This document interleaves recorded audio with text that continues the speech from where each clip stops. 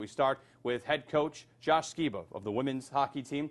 Thank you for being here. Your first appearance on Purple Eagles Weekly. Thank you for having me. So you're new to the job, but not new to the job. You've been the assistant coach for a couple of years. So what's the transition like from assistant to head coach?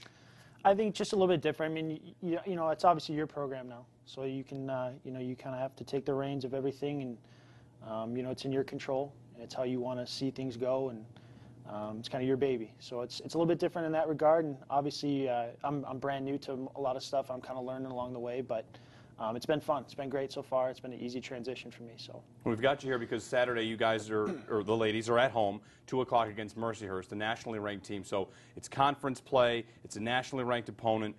How much will you find out about your team, and how much do you already know? I mean, you're well into the season at this point. Yeah, so far I think we've done a lot of good things, especially this first half.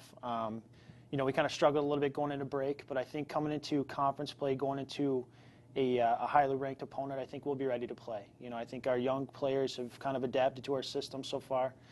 We've got some new players that, you know, are transfers too that have adapted to the systems. I think, you know, it'll be a challenge for us to play a good team like that, and hopefully that we can, you know, we can have a good showing, especially at home on Saturday. Well, the home and home against Mercyhurst, but tell us about the season up to this point. For anyone that's just catching up and just thinking about maybe coming to a game this weekend, what have you guys done to this point? What have been the highs? What have been the lows? I think, you know, like I said, just the highs have been, you know, we've got some freshmen that come in that have played really well. They've adapted. We've got our returning scorer, who's a sophomore this year, actually has come back. Her entire line's been producing pretty well. We have a freshman goalie that's probably one of the top goalies in the country right now. We kind of rode through we had one of the nation's longest unbeaten streaks going through the middle part of the first half of the season. So, you know, just some highlights like that. I think some of the lowlights, we just had, you know, a tough stretch right before break. And I think we're looking to start fresh here during conference play. But I think everybody's kind of had a nice break and recharge, ready to go for conference. How about as the head coach now? You know, you could talk about the changes that you have in terms of your responsibilities. How about off the ice? Like, what's different on the ice? What's different off the ice to go from the assistant to the person that's running the program? I think just the biggest thing is dealing with money and like budgeting, stuff like that. Being you know, being a young person in that position and just being brand new to all of it and just kind of learning as you go. You know, I've been very lucky to have kind of outlets as you know, Dave Burkholder, the men's coach, and just kind of talked with him about some things like that. But just the off ice, you know, office work that you talk about, recruiting, making offers of scholarships. A lot of financial stuff is brand new to me.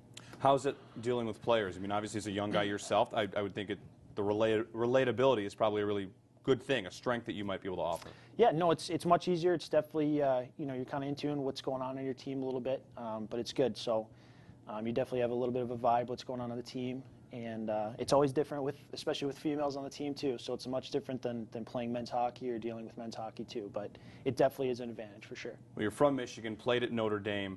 Did you envision coaching as something you thought about doing? Were you, as a player, a leader on the ice? Were you the kind of guy that you thought, this is something I want to do, I want to stay in the sport? Absolutely, yeah. Hockey's been a part of my life forever. And I knew once I was done playing that I wanted to go on coaching. And didn't know it was going to take me to women's hockey, but I thought I would give it a shot, and you know, I haven't regretted it at all. So I love it, and you know, it's hopefully something I can continue to do. How about looking forward to the second half? Maybe a player to watch. Who's going to break out? Who do you have big things for planned in the second half? Hopefully 2 players I'd like to see a breakout second half would be Daniela Del Cole and Natasha Fryer, 2 of our juniors. They've kind of been up and down the first half, and I think it's time for them, you know, to take that next step in their game, and I think they're prepared to do it. And finally, Kelsey Welch coming up next. What can you tell us about her? She's been a blessing to our team, really. She's transferred from Syracuse. I think she's almost doubled her points, you know, from what she had at Syracuse her entire career. But she's been a blessing. Just plays in all situations for us. A nice kid, and just she's really developing into a leader for us, for sure. And we'll talk to Kelsey next.